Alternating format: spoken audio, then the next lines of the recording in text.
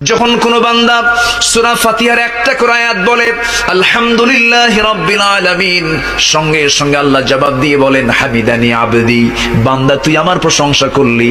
আর রহমানির রহিম যখন বলে আল্লাহ বলেন আসনা আলাইয়া আবদি।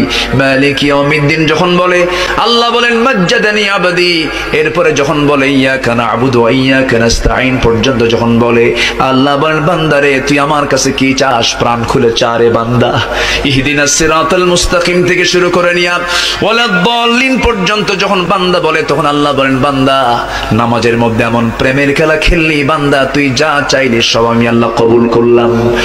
ওই বান্দা যখন রুকুতে যায় আল্লাহ তখন অস্থির হন।